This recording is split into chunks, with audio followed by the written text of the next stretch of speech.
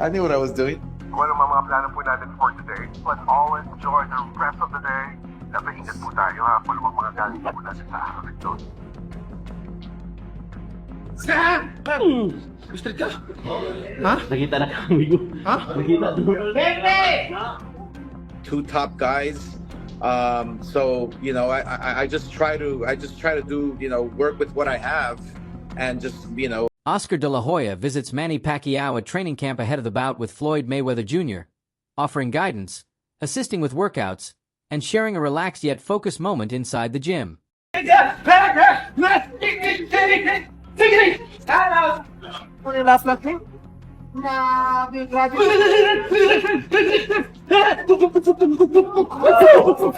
Oscar De La Hoya explains that training alongside others keeps him motivated, helps him stay disciplined, and encourages him to push beyond his limits. He also enjoys supporting fellow fighters during workouts, and in this instance, he is lending that support to Manny Pacquiao. When I see somebody working out harder than me, then I can like step it up. The adrenaline kicks in, so yeah, and it's fun working out with people, with friends. Manny Pacquiao says that Oscar De La Hoya has always been a major source of inspiration for him. Manny explains that he still looks up to De La Hoya and deeply admires his greatness and skill inside the ring. But the good thing is, my favorite is De La Hoya, because De La Hoya is my inspiration in boxing, when I start boxing.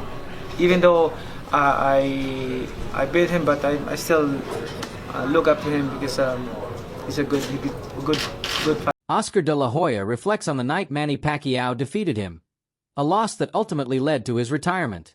He acknowledges Pacquiao's incredible power and praises him as a truly exceptional champion. And then my last fight, I'm like a shell of myself, and Manny Pacquiao beats me, and he's the next champion. Oscar De La Hoya praises Manny Pacquiao for his deep love for boxing, saying he always aims to deliver thrilling performances for the fans, just as a true legend of the sport would. And the warrior that Manny is, he's gonna be like, because I love to fight, and I want to fight the best, and I've been watching boring fights, and I want to come back and give a Manny Pacquiao believes age doesn't matter when passion leads the way, saying that genuine love for your craft is what keeps the fire burning strong. That's the evidence of you being a passionate with the sport. Like, it's a like part of your life, a boxer, like to fight. And I grow in boxing as long as I'm still enjoying the training. Manny Pacquiao's trainer says Manny works like a machine in the gym, constantly impressing everyone around him with his tireless dedication and extremely demanding training routine. Saying he's a machine. He ran an hour. He did strength and conditioning with you, which is not easy. Yeah, he didn't realize that this gets a bit harder. As we increase the rounds, he's going to pull back on the runs a little bit. Now he knows. He did strength and conditioning with you. He went all out. He worked hard, and now he's doing 1,600 sit-ups. Yeah, well, he's a machine. Yeah. What kind of machine is he? What kind of machine? Crazy machine. I don't know. He will, but as we increase this, we'll pull the running back shorter, faster. But you know, he knows. So now he knows what the training's about. We increase the train, we increase the stations, change it up all the time, so it's continually shocking his system, and we'll get the good results. It was a great workout this morning. He worked hard, as he always does. Manny Pacquiao pushes through a grueling training camp, firing crisp combinations, moving with explosive footwork, and maintaining constant motion, all while displaying intense concentration and unwavering determination as he gears up for another tough battle in the ring.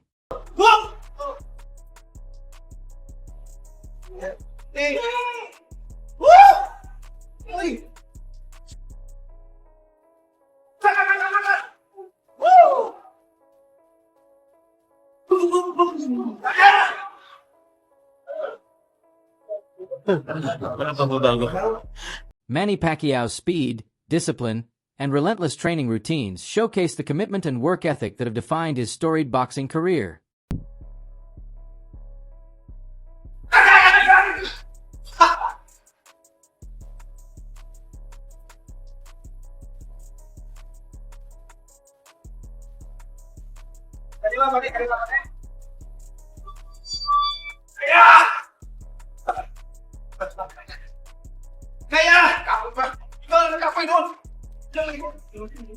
Panat! Panat! Then.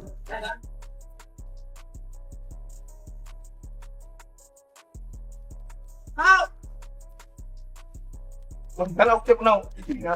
Umagat na po.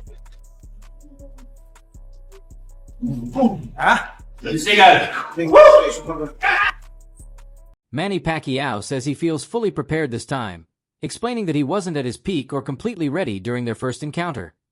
I learned a lot on that fight. Way back 2015, I think we become mature right now and how to handle it, and I hope that it will not happen again the way it is last 2015. It's the experience is not really 100%, but I'm hoping for this time around no more excuses, especially to my condition and also for everything. I'm so excited and ready to the fight. Manny Pacquiao explains that true passion and commitment to boxing allow a fighter to succeed, no matter their age. Of course, boxing is boxing. It's really hard sport. When laziness comes to your body, to your mind, then stop boxing. Forget about boxing.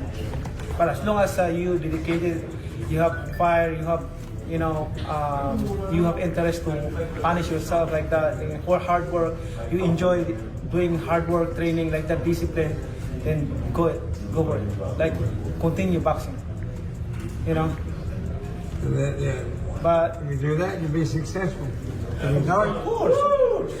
Of course.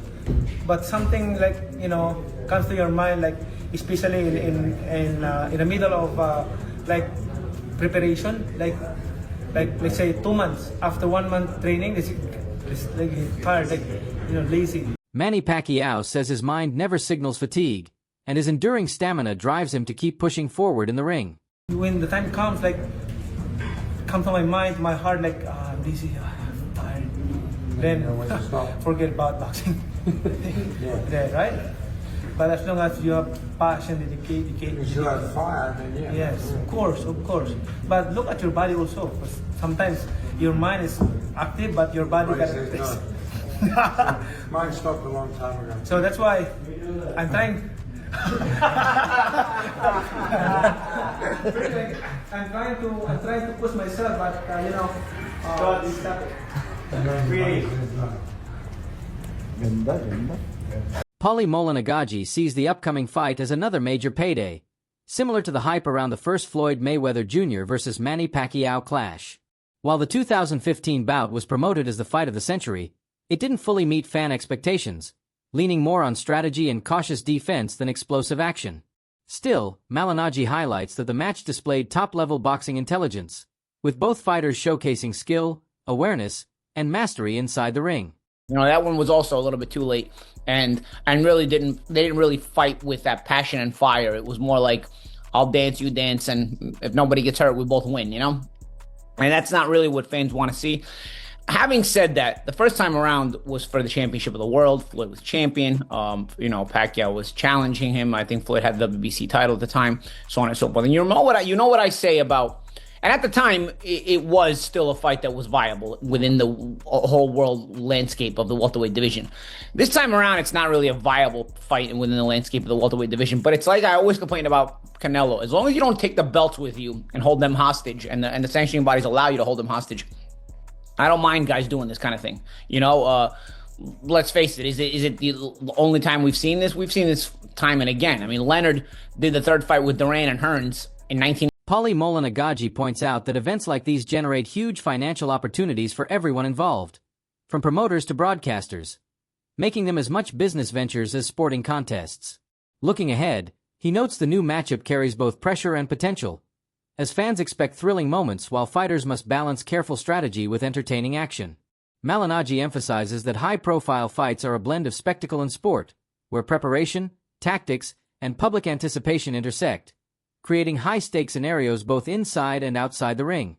and wanted those fights, you know. So I mean, the rematch with Hearns and the third fight with Duran, you know. So you know, and I think those sold pretty well, pretty good as well. You know, people got into it. Were they kind of duds? Yeah. I mean, the third Duran and Larin fight at the Mirage, people kind of are probably more forgetful about it. But regardless, the nostalgia aspect of it, like the champ said, is going to attract people. It's gonna you know, make people curious. There's also the aspect of it where the new fan base is always curious about the old time fighters, which is why Tyson always gets views even today, because people are always curious about the Mike Tyson mystique, the Mike Tyson effect. So people that weren't able to be alive and wake up the morning of a Mike Tyson fight to know what that feels like, you know, want to feel that today. I promise you, it's nothing like it was in 1989 with Tyson, no matter what you guys want to feel. But regardless, I think people get curious about that. And I think this is going to be sort of Andre Ward says that while he has always been a huge fan of Floyd Mayweather Jr., the current situation is heartbreaking. Ward explains that if Floyd had managed his finances wisely, he could be enjoying a comfortable life now, reaping the rewards of his investments. He stresses that Mayweather had everything needed to become not just a wealthy athlete, but a highly successful promoter, yet reckless spending and poor financial choices have left him in debt. Ward highlights that Floyd's talent and boxing IQ were unmatched, making it painful to see such a remarkable career impacted by offering mismanagement. Let's go back to Floyd Mayweather stating that he's going to continue to campaign and come back to the sport as a whole. I'm torn on this. Anybody that has followed me, they know that I'm a big Floyd Mayweather fan as a boxer. I've taken a lot from Floyd Mayweather. I've shouted Floyd Mayweather out. I've defended Floyd Mayweather in terms of how commentators and media members have treated him throughout the years, even though Floyd Mayweather is responsible for giving y'all a lot of free lunches at these media events to promote fights, the week of the fight, months before the fight, during the promo tour. Floyd Mayweather is responsible for y'all getting media credentialed at these big fights and getting these free lunches and being a part of a big event. But for years, I've heard people only talk about what Floyd Mayweather wasn't to them, what he did not. Andre Ward reflects that careful planning and smart decisions could have secured long-term stability for Floyd Mayweather Jr., allowing him to grow his legacy without financial stress. Despite these setbacks, Ward still regards Mayweather as one of boxing's all-time greats, noting that with proper financial guidance, he could have achieved even greater success both in the sport and in business. Ward sees this as a cautionary lesson, demonstrating that even champions need discipline outside the ring. A great event has generated tens of millions and in many cases hundreds of millions. He should have stopped him. He was boring. He was this. I've always supported and pushed back on that narrative of Floyd Mayweather. Part of that is because of the way Floyd Mayweather goes about his business. He's been filthy rich. He's made his name, his legacy, and a lot of his reputation wasn't just the boxing. It was the money. It's the money man. What I have, what I'm driving, what I'm living in, what I'm flying in. And a lot of people, they don't like that. I don't know if Floyd Mayweather had more supporters for most of his fights or more haters. But regardless of where you fall on that line, Floyd Mayweather made it work for him when many people, promoters included, networks included, early on didn't think that he can do it. But that being said, I got a lot of love for Floyd as a fighter.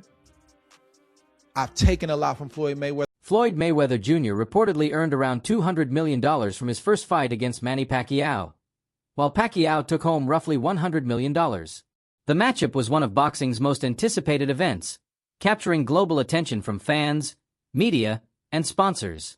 The staggering revenue came not only from ticket sales but also from pay-per-view, endorsements, and worldwide interest. Mayweather's ability to secure such a massive payday reinforced his status as both an elite fighter and a shrewd businessman who knows how to leverage his brand.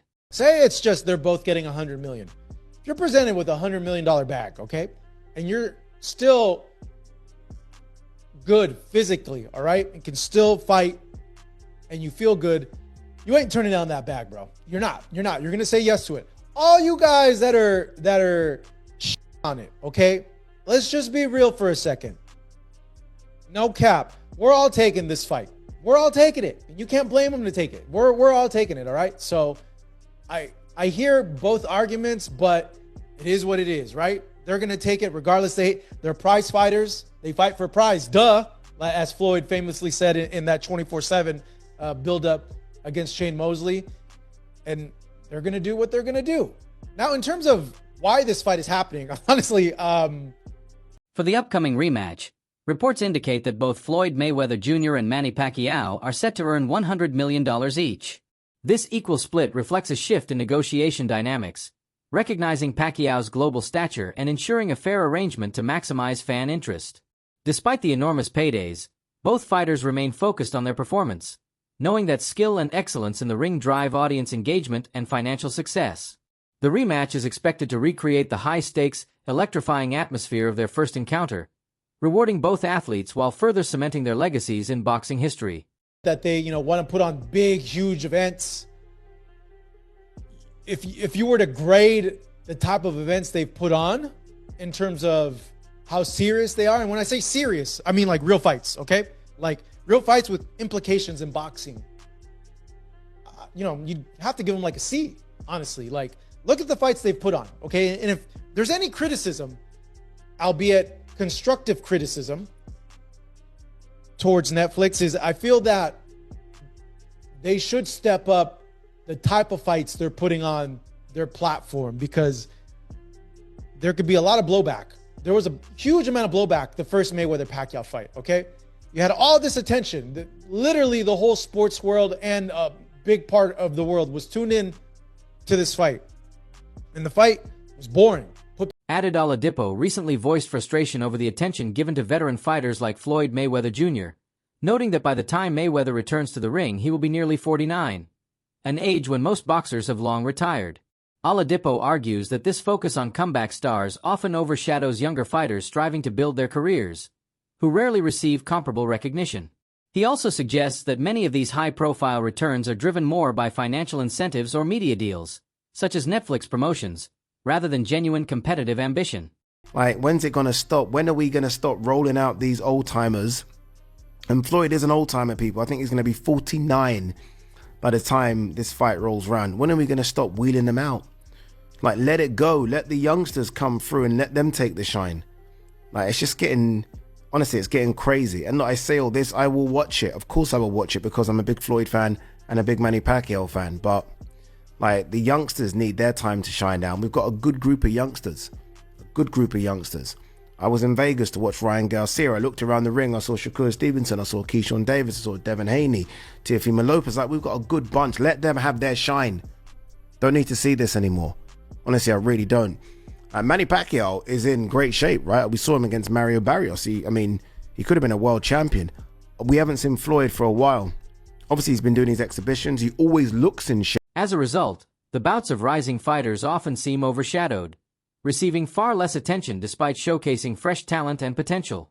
Fans' fascination with veteran champions returning further shifts public focus, leaving young boxers with fewer chances to stand out.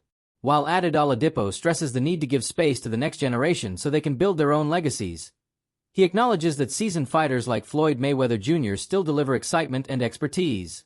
Oladipo believes boxing should prioritize promoting emerging stars, ensuring the sport's future receives the recognition and respect it deserves instead of continually recycling the past.